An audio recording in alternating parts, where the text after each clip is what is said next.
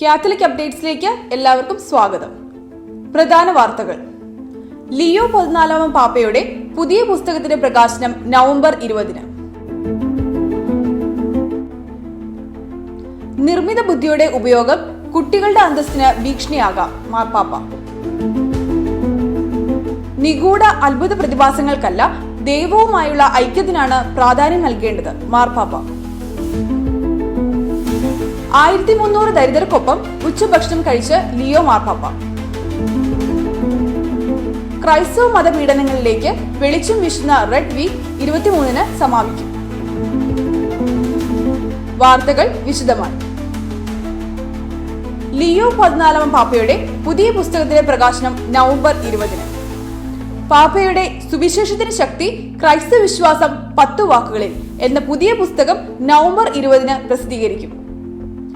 പാപ്പയുടെ പ്രഭാഷണങ്ങളെ ആധാരമാക്കിയുള്ള ഈ പുസ്തകത്തിന്റെ എഡിറ്റർ ലൊറൻസോ ബാസിനിയാണ്. വത്തിക്കാൻ പ്രസിദ്ധീകരണശാലയാണ് പ്രസാധകർ. നിർമ്മിത ബുദ്ധിയുടെ ഉപയോഗം കുട്ടികളുടെ അന്തസ്സിന് ഭീഷണിയാകാം മാർപ്പാപ്പ. സമയം എത്തുന്നതിന് മുൻപ് ഡിജിറ്റൽ മേഖലയിൽ പ്രവേശിക്കുന്നതിന് നിർമ്മിത ബുദ്ധിയുടെ ഉപയോഗം വഴിയൊരുക്കുന്നുവെന്നും അത് കുട്ടികളുടെയും കൗമാരക്കാരുടെയും അന്തസ്സിനും ക്ഷേമത്തിനും അപകട സാധ്യതകൾ ഉയർത്തുന്നുണ്ടെന്നും മാർപ്പാപ്പ.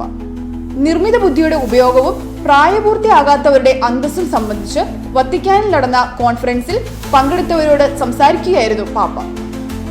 കുട്ടികളും കൗമാരക്കാരും തങ്ങളുടെ തീരുമാനങ്ങളിലും തിരഞ്ഞെടുപ്പുകളിലും നിർമ്മിത ബുദ്ധിയുടെ നല്ലതും ചീത്തയുമായ സ്വാധീനങ്ങൾക്ക് വിധേയരാകാനുള്ള സാധ്യത മാതാപിതാക്കളും അധ്യാപകരും തിരിച്ചറിയണമെന്നും യുവജനങ്ങളുടെ സാങ്കേതിക രംഗവുമായി ബന്ധപ്പെട്ട ഇടപെടലുകൾ കരുതലോടെ നോക്കിക്കാണേണ്ടതുണ്ടെന്നും മാർപ്പാപ്പ പറഞ്ഞു. നിഗൂഢ അത്ഭുത പ്രതിഭാസങ്ങൾക്കല്ല, ദൈവവുമായുള്ള ഐക്യത്തിനാണ് പ്രാധാന്യം നൽകേണ്ടത് മാർപ്പാപ്പ.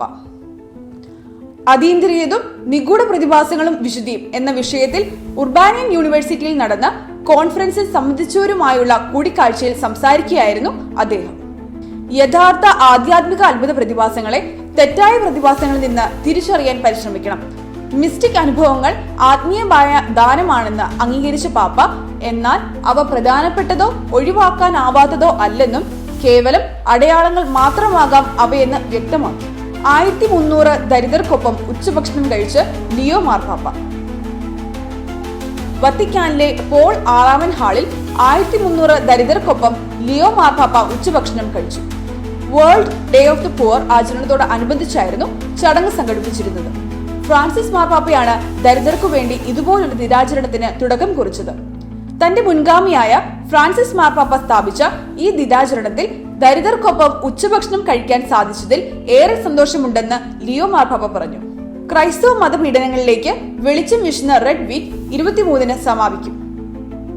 ലോകമെങ്ങും നടക്കുന്ന ക്രൈസ്തവ മതപീഡനങ്ങളിലേക്ക് വെളിച്ചം വീശുന്ന റെഡ് വീക്ക് നവംബർ 23-ന് സമാപിക്കും.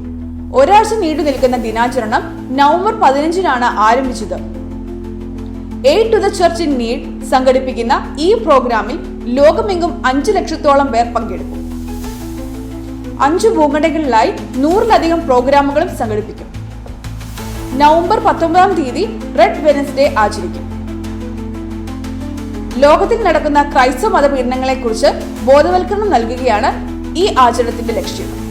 2025-ലെ റിപ്പോർട്ട് അനുസരിച്ച് 62 രാജ്യങ്ങളിലെ 5.4 ബില്യൺ ആളുകൾ ഗുരുതരമായ വിധത്തിൽ മതസ്വാതന്ത്ര്യത്തിന് വിലക്കുകൾ നേരിടുന്നുണ്ട്. ലോക ജനസംഖ്യയുടെ 65% വരും ഇത്.